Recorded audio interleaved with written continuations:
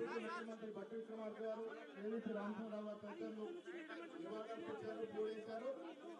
యువజన కాంగ్రెస్ అధ్యక్షుల సమయంలో పిసిసి అధ్యక్షుడై 2 సార్లు పిసిసి అధ్యక్షుడిగా 2 సార్లు ముఖ్యమంత్రిగా సిఎల్పి నాయకుడిగా ఎదిగి మనందరి రాజశేఖర రెడ్డి గారు మన మధ్య లేకపోవడం, ఇవాళ వారి స్ఫూర్తి వారి మార్గదర్శనం ముందుకెళ్తే తరుణంలో ఈ సందర్భంగా పెద్దలు డిప్యూటీ సీఎం గారు 2 నిమిషాలు మాట్లాడతారు. డిప్యూటీ సీఎం గారు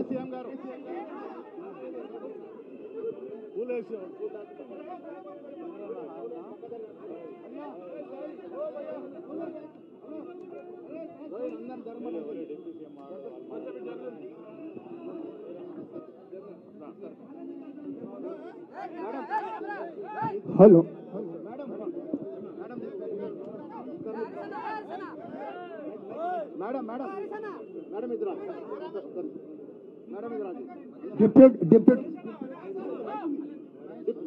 డిప్యూటీ సీఎం గారు మాట్లాడుతుందిగా కోరుతాం.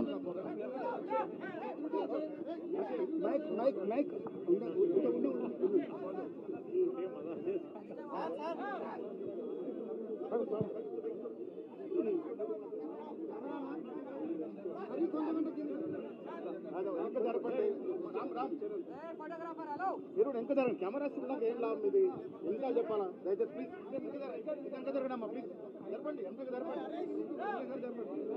ఇంకా జరగండి ప్లీజ్, మొత్తం ఇంకా జరగండి. కెమెరా స్పాట్ వస్తుంది అన్న, మాట్లాడండి.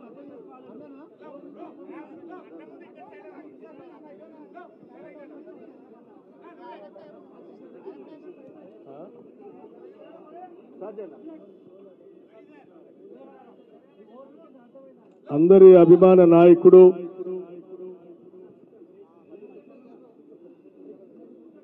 ఉమ్మడి ఆంధ్రప్రదేశ్ రాష్ట్ర ముఖ్యమంత్రిగా అనేక అభివృద్ధి కార్యక్రమాలతో పాటు సంక్షేమ కార్యక్రమాలు కూడా చేపట్టి కోట్లాది మంది ప్రజల హృదయాల్లో చిరస్థాయిగా నిలిచినటువంటి డాక్టర్ వైఎస్ రాజశేఖర రెడ్డి గారి జయంతి సందర్భంగా ఈరోజు రాష్ట్ర కాంగ్రెస్ కమిటీ ఆధ్వర్యంలో, అలాగే రాష్ట్ర ప్రభుత్వ ఆధ్వర్యంలో కూడా పెద్ద ఎత్తున వారి జయంతి ఉత్సవాల్ని జరుపుకుంటూ ఉన్నాం. ఈ జయంతి ఉత్సవాల సందర్భంగా కాంగ్రెస్ పార్టీ నాయకులుగా, రాష్ట్ర ప్రభుత్వంగా కూడా ఆనాటి డాక్టర్ వైఎస్ రాజశేఖర రెడ్డి గారి ఆలోచనలో మార్గాలు తప్పనిసరిగా వారి ఆలోచన అనుగుణంగా మనం నడిచే కార్యక్రమంలో భాగంగా మనం అందరం మరొక్కసారి అంకితమై ప్రజల కోసం పనిచేసే కార్యక్రమంలో ముందుకు పోతా ఉన్నాం. వారు ముఖ్యమంత్రిగా పనిచేసినటువంటి కాలం 1 దశాబ్ద కాలం అయిపోయినప్పటికి కూడా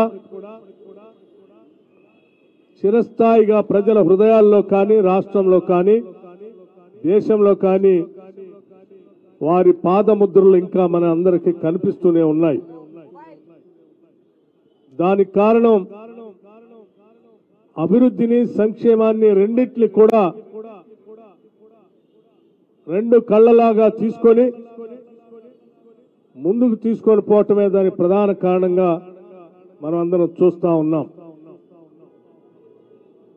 జల వనరులకు సంబంధించి జలయజ్ఞం పేరు మీద వారు తీసుకున్నటువంటి ప్రతి ప్రాజెక్టు ఈనాటికి కూడా పెద్ద ఎత్తున అది ముందుకు పోవటానికి, వాటి ద్వారా ప్రజలకి మేలు జరగటానికి ఆనాడే వారు పునాదులు వేశారు. అలాగే సంక్షేమ కార్యక్రమాల్లో భాగంగా ఏ పేదవాళ్ళు కూడా కలలో కూడా ఊహించని విధంగా సాచురేషన్ పద్ధతిలో ఇందిరమ్మ ఇళ్ల కార్యక్రమాన్ని చేపట్టి పెద్ద ఎత్తున అమలు చేశారు.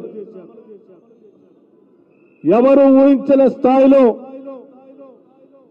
ప్రతి పేద మధ్య తరగతుల కుటుంబాలకు సంబంధించిన బిడ్డలు చదువుకోవడానికి కావలసిన ఫీజు రియంబర్స్మెంట్ ని ప్రవేశపెట్టి ఈరోజు లక్షలాది మంది విద్యార్థులు దేశవ్యాప్తంగా అటు సాఫ్ట్వేర్ రంగంలో కానీ ఇతరత్ర రంగాల్లో కానీ వాళ్ళ ప్రపంచాన్ని శాసించగలిగే స్థాయిలో తెలుగు వాళ్ళు ఉన్నారు అంటే వారు ప్రవేశపెట్టినటువంటి ఫీజు రియంబర్స్మెంట్ పెద్ద ఎత్తున ఉపయోగపడిందన్న నగ్న సత్యాన్ని మనం ఎవరు కూడా మర్చిపోలేం.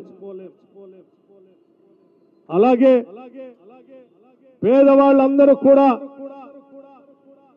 అనారోగ్యానికి గురైతే ఆర్థిక పరిస్థితులు సహకరించకపోవటం వల్ల కళ్ల ముందే చనిపోతా ఉంటే చేయలేని నిస్సహాయ స్థితిలో ఉండి బాధపడుతున్నటువంటి ప్రజానికం మొత్తానికి కూడా మేమున్నామని చెప్పి రాజీవ్ ఆరోగ్యశ్రీ కార్యక్రమాన్ని ప్రవేశపెట్టి కార్పొరేట్ ఆసుపత్రిలో కూడా వైద్యం చేపించుకునేటువంటి స్థాయికి ప్రతి పేదవాడికి వైద్యాన్ని అందుబాటులో తీసుకొచ్చిన విషయం ఈ రోజు దేశంలోనే ఆదర్శప్రాయమైనటువంటి కార్యక్రమం. అలాగే అనేక ఇతరత్ర కార్యక్రమాలు పెద్ద ఎత్తున చేపట్టి ప్రజలందరికీ కూడా వారి హృదయాల్లో చిరస్థాయిగా నిలిచిపోయే విధంగా పనిచేసినటువంటి వారి ఆలోచనలు ప్రణాళికలు మనందరికీ పెద్ద ఎత్తున ఆదర్శప్రాయం. ఈరోజు తెలంగాణ రాష్ట్రం పెద్ద ఎత్తున ఆర్థిక అభివృద్ధిలో ముందుకు ప్రయాణం అవుతా ఉంది అంటే వడివడిగా సాగుతుందంటే వారు అందించినటువంటి ఔటర్ రింగ్ రోడ్ కానీ వారు ఇచ్చినటువంటి ఇంటర్నేషనల్ ఎయిర్పోర్ట్ కానీ లేకపోతే ఇక్కడ ఇచ్చినటువంటి అనేక ఇన్ఫ్రాస్ట్రక్చర్ కార్యక్రమాలు కానీ ఈరోజు ప్రపంచం అంతా హైదరాబాద్ చుట్టూ చూసే విధంగా వారు వేసినటువంటి దీర్ఘకాలికమైనటువంటి పునాదులు మనకు అందించినటువంటి ఈ ఇన్ఫ్రాస్ట్రక్చర్ కార్యక్రమాలు ఈరోజు తెలంగాణ రాష్ట్రాన్ని హైదరాబాద్ ని ప్రపంచ పటంలో ఉండేటట్టుగా చేసినటువంటి వారి కార్యక్రమాలను తప్పనిసరిగా మనమందరం గుర్తుంచుకోవాల్సినటువంటి అవసరం ఉందని భావిస్తా ఉన్నాం. అందుకే రాష్ట్ర వ్యాప్తంగా ఉన్నటువంటి ఆనాడు డాక్టర్ వైఎస్ రాజశేఖర రెడ్డి గారి అభిమానులుగా ఉన్నటువంటి వాళ్ళందరూ కూడా ఈరోజు కాంగ్రెస్ పార్టీ నాయకత్వంలో రాష్ట్ర ముఖ్యమంత్రిగా రేవంత్ రెడ్డి గారు, ఉప ముఖ్యమంత్రిగా నేను, మంత్రివర్గ సహచరులు, మా శాసనసభ్యులు, యావత్ రాష్ట్ర కాంగ్రెస్ కమిటీ మొత్తం కూడా ప్రజా సంక్షేమం కోసం కట్టుబడి నిరంతరం ఇందిరమ్మ రాజ్యాన్ని తీసుకొని వచ్చి ఇందిరమ్మ రాజ్యంలో ప్రజా ప్రభుత్వంగా ముందుకు తీసుకుపోతున్నటువంటి ఈ తరుణంలో ఈ ప్రభుత్వాన్ని ఆశీర్వదించి ముందుకు నడిపించడానికి 10 ఏళ్లు ఈ రాష్ట్రంలో 10 ఏళ్లు కాదు రాబోయే 2 దశాబ్దాలు కూడా ఈ రాష్ట్రంలో కాంగ్రెస్ పార్టీ ప్రజల సంక్షేమం కోసం పనిచేయటం కోసం మనమందరం అంకిత భావమై ఏకం కావాల్సినటువంటి అవసరం కూడా ఉందని ఈ సందర్భంగా పిలిపిస్తా ఉన్నాం. అనేక కారణాల చేత రకరకాలైనటువంటి వ్యవస్థలు జరిగినటువంటి పరిణామాల వల్ల కాంగ్రెస్ పార్టీకి దూరంగా వెళ్ళినటువంటి నాయకులు కానీ మిగతా వాళ్ళు కానీ ఈరోజు పెద్ద ఎత్తున కాంగ్రెస్ పార్టీ ప్రభుత్వం చేస్తున్న కార్యక్రమాలు నమ్మి భారీ ఎత్తున ఈరోజు కాంగ్రెస్ పార్టీలో చేరికలు జరుగుతూ ఉన్నాయి. ఇదే ఈ రాష్ట్ర ప్రభుత్వం బాగా చేస్తుందని చెప్పడానికి సూచకులుగా కూడా నేను మీ అందరి ముందు దృష్టికి తీసుకొని వస్తా ఉన్నాను. ఈ సందర్భంగా రాష్ట్ర వ్యాప్తంగా ఉన్నటువంటి రాజశేఖర రెడ్డి గారి ఆ రోజుల్లో కాంగ్రెస్ పార్టీలో పనిచేసినటువంటి వాళ్ళు వివిధ కారణాల చేత పార్టీ నుంచి దూరంగా వెళ్ళినటువంటి వాళ్ళకు కూడా ఈ సందర్భంగా గాంధీ భవన్ నుంచి పిలిపిస్తా ఉన్నాం. అందరూ రండి, కాంగ్రెస్ పార్టీలో చేరండి. కాంగ్రెస్ పార్టీ భావజాలాన్ని తీసుకొని ప్రతి గ్రామానికి కూడా ఈ ఇందిరమ్మ ప్రభుత్వం కాంగ్రెస్ ప్రభుత్వం చేస్తున్న సంక్షేమ కార్యక్రమాల్ని ప్రజల దగ్గర తీసుకొని వెళదాం. ఇప్పటికే అనేక ఆర్థిక పరమైన ఇబ్బందులు ఉన్నప్పటికీ కూడా ఇచ్చిన కాంగ్రెస్ పార్టీ ఇచ్చినటువంటి హామీల మేరకు రాష్ట్ర ముఖ్యమంత్రి గారు, మంత్రి మండలి అనేక ఇబ్బందులను కూడా ఎదుర్కొన్నప్పుడు కూడా ఇచ్చిన మాటలు నిలబెట్టుకోవాలని ఆలోచనతోనే ఈరోజు 10 లక్షలకి ఆరోగ్యశ్రీ కానీ, ఫ్రీ బస్ కానీ, లేకపోతే ఉచితంగా ఇచ్చే 500కే గ్యాస్ సిలిండర్లు కానీ, 200 యూనిట్లకే ఈరోజు కరెంట్ ఇచ్చే విధానం కానీ, లేకపోతే దేశమే ఆశ్చర్యపడేటట్టుగా ఇచ్చినటువంటి 2 లక్షల రుణమాఫీకి సంబంధించిన అంశం కానీ ఈ రోజు కాంగ్రెస్ పార్టీ కట్టుబడి ఈ ప్రభుత్వం రేవంత్ రెడ్డి గారి ముఖ్యమంత్రిగా మంత్రి మండలి ముందుకు పోతుందని ఈ సందర్భంగా మీ అందరికీ మనవి చేస్తా ఉన్నాం.